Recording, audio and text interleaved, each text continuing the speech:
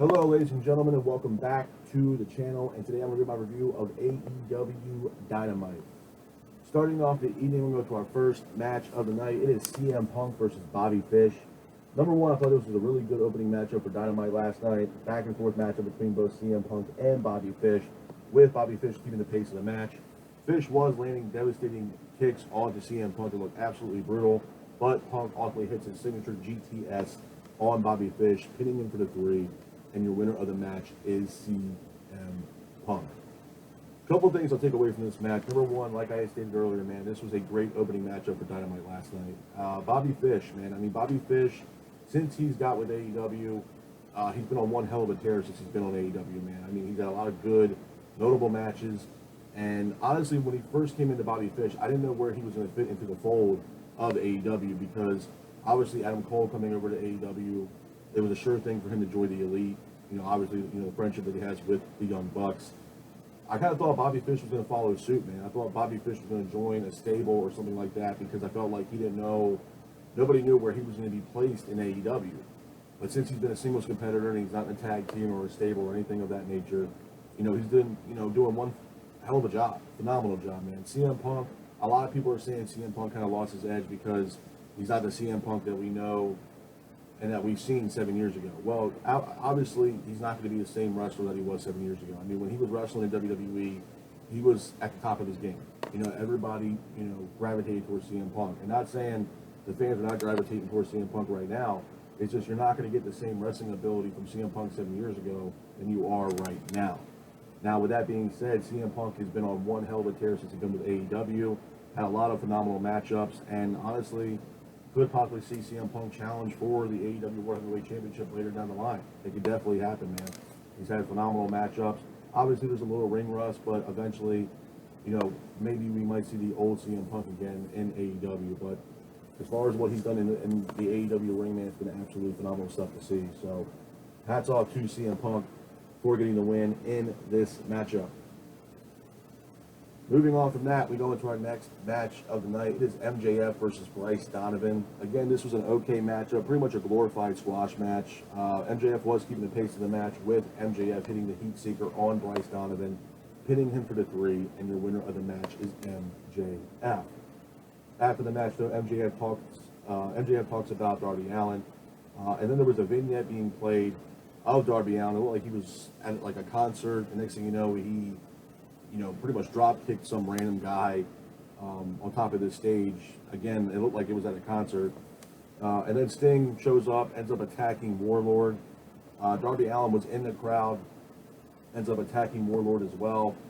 And then the music plays for Darby Allin. Darby Allin says, cut the music. And Darby Allin said that he wants a match with MJF at Full Gear. A couple things I'll say about this. Number one, I called this in my last review that I did, talking about Darby Allin and MJF. I think it's a match that we all want to see at Full Gear. Now, if I was to book this matchup, I would probably have a no-holds-barred or a last-man-standing match between Darby Allin and MJF and just let, these two wrestlers give the fans exactly what they want, and that's just a barn-burner kind of match. And that's exactly what we're going to get with Darby Allin and MJF. And for me personally, I am definitely looking forward to this match at Full Gear. And I think it might be, if not the match of the night, on that card for Full Gear, man. These guys are going to tear the house down in November at Full Gear. But hats off to MJF for getting the win in his match. Moving on from that, we go into our next match of the night. It is Ethan Page versus Sammy Guevara for the TNT Championship. But the match itself, Guevara quickly attacks Ethan Page. Guevara was keeping the pace of the match. Guevara then hits a Spanish fly on Ethan Page. And then Guevara also hits a shooting star press to the outside on Ethan Page as well. But Guevara ends up hitting a roll-up on Ethan Page, pinning him for the 3, and your winner of the match. And still, TNT champion is Sammy Guevara. After the match, though, Scorpio Sky comes down to the ring, attacks Guevara. Inner Circle are here to stop the attack from Scorpio Sky on Sammy Guevara.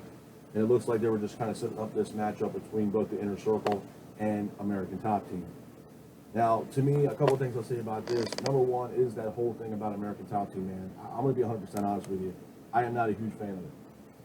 My thing is we've seen this exact same thing. And I remember seeing Dan Lambert on Impact Wrestling when Bobby Lashley was there. They brought in King Mo, Colby Covington, and a lot of guys from American Top Team. And it just did not work. You know, they had a match with Bobby Lashley and then Colby Covington and King Mo having a 6-man tag in a steel cage against a couple Impact Wrestling talent.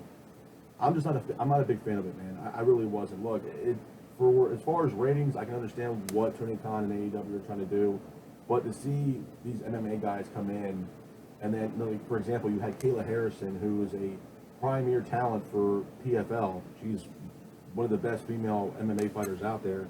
Pretty much bash the fan base of AEW and the wrestlers. So it's really not a good look just from that standpoint. And two, Dan Lambert, I don't even know why he's even here. I understand why American Top Team's here, but it's just not needed, man. I feel like it's a forced narrative that's just not there. It's the same thing I say about Scorpio Sky, man. He's trying so hard to be a heel, and it shows in his promos, it shows in what he says, it shows in what he does in the ring. You know, he came into AEW as a part of a babyface stable team with, Frankie Kazarian and Christopher Daniels. And then he kind of parted ways with SCU and then became a singles wrestler. And even when he did that, he was a babyface. The match he had with Jericho really put him in a spot where a lot of fans flocked to Scorpio Sky because he almost beat Chris Jericho at a time where Chris Jericho looked like he was indestructible, which was great. Now to him, with him working with Ethan Page, it's more generic for Ethan Page to be a heel because it's just easy for him to be a heel.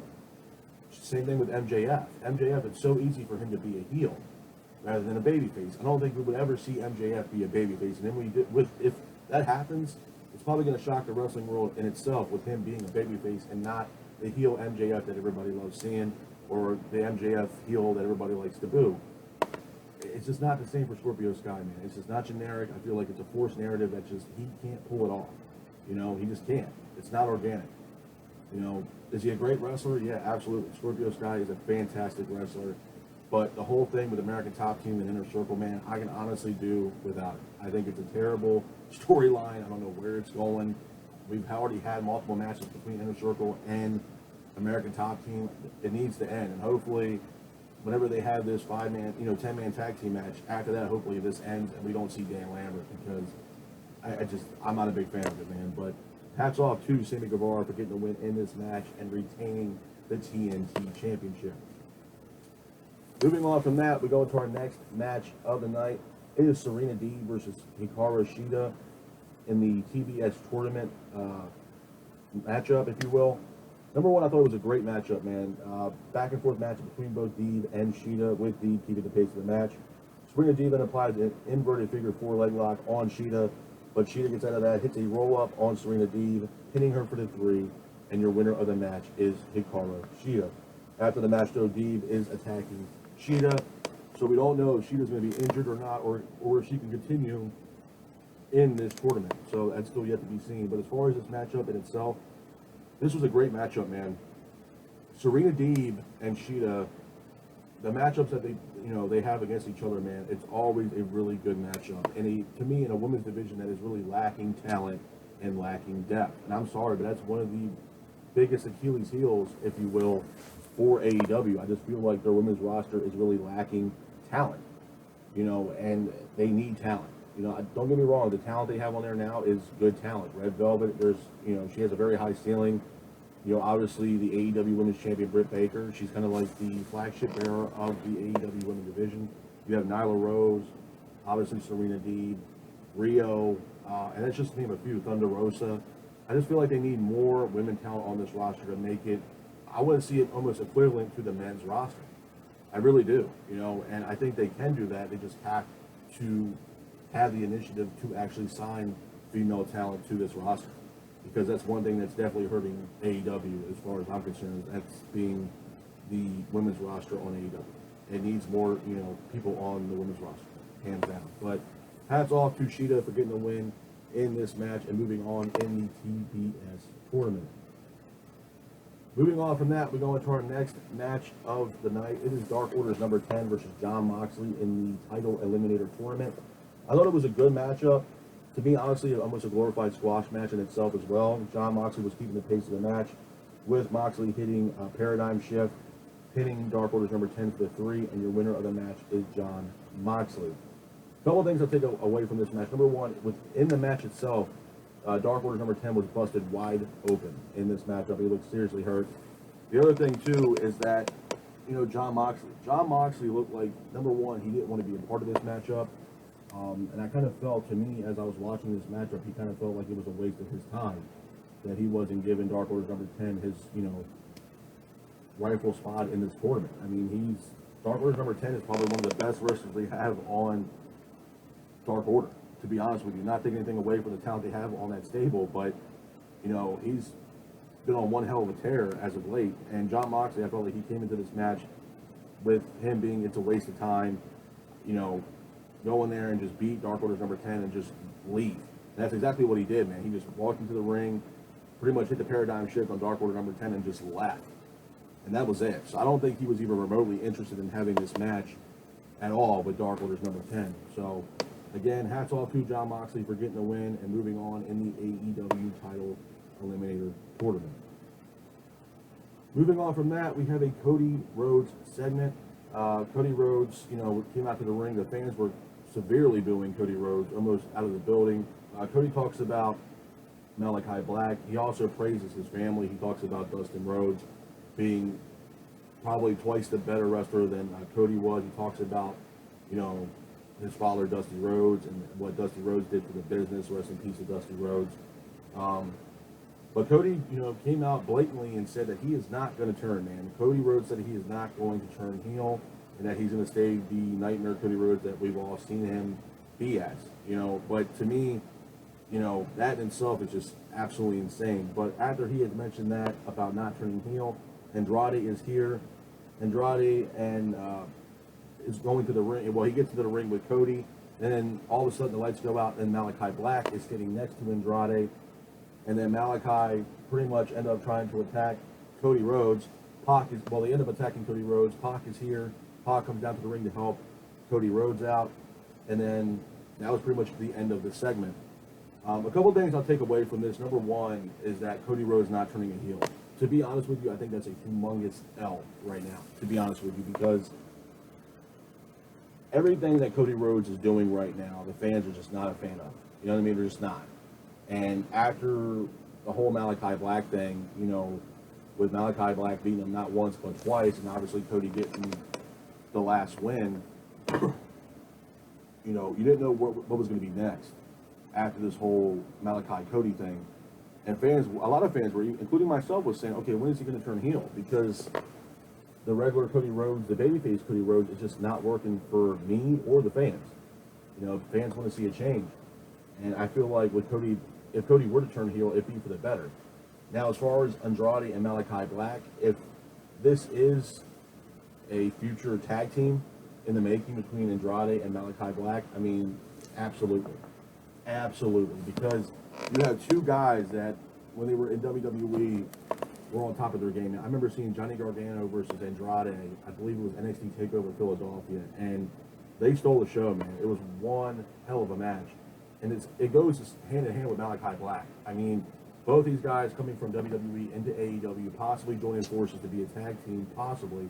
I mean, imagine Andrade and Malachi Black versus Penta El Zero and Rey Fenix for the AEW Tag Team Championships, or Andrade and Malachi Black versus the Young Bucks.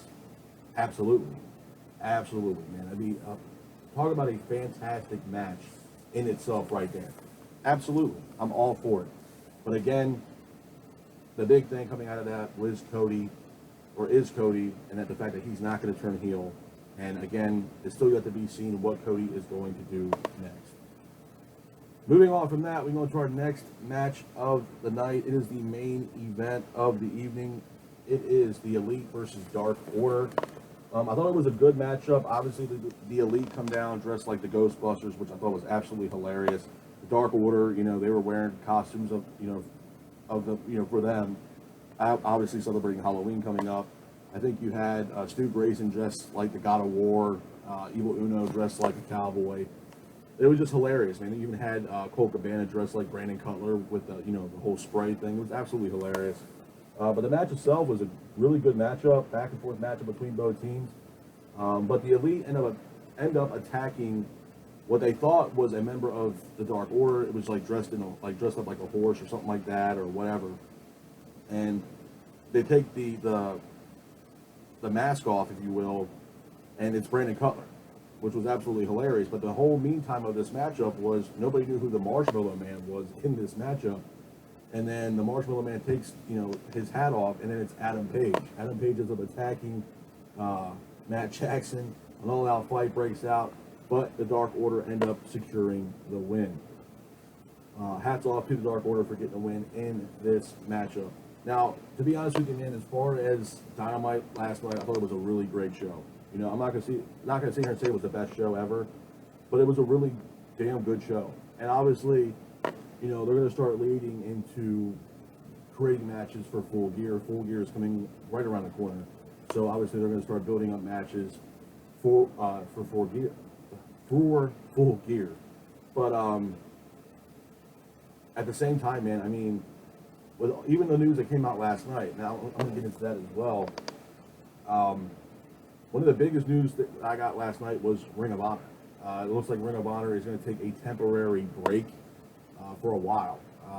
So much so to the point that all the talent and everything else like that has been released. Now, with that being said, Ring of Honor put out a press release comment on Twitter, stating that they want to change and have a new outlook on Ring of Honor going into next year, being 2022.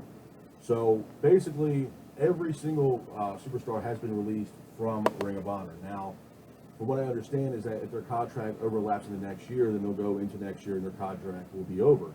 But it looks like each superstar on this roster has a no non-compete clause, and they're able to compete wherever they want. So it doesn't look like they'll be able to compete until early next year. So again, that's a lot of talent on Ring of Honor that, WWE might be looking at, and especially if I was Tony Khan, I would be looking at that as well, because there's a lot of notable names on Ring of Honor. Now, I don't know if some of that Ring of Honor talent's going to want to leave or stay. Like, for example, Bandito, I think is an absolute fantastic wrestler. You have Flip Gordon, you have PCO, but I think PCO was already on his way out anyway. Just a lot of notable talent on that roster. Silas Young, so on and so forth. There's a lot of good talent on this roster for Ring of Honor that could be incorporated with either Impact Wrestling, AEW, WWE, or New Japan. Absolutely. So, I mean, again, with that being said, that was one of the biggest news breaks that happened last night, or yesterday, if you will, which I thought was pretty big news, especially coming from Ring of Honor. So, but as far as AEW's Dynamite last night, man, I'm going to have to give Dynamite last night a solid 7, man. I thought it was a really, really good show. Not going to sit here and say it was the best Dynamite show I've ever seen, but it definitely was not the worst at all. But this is my review of AEW's Dynamite. I hope you guys are out there staying safe, be careful, and remember, stay classic. Peace.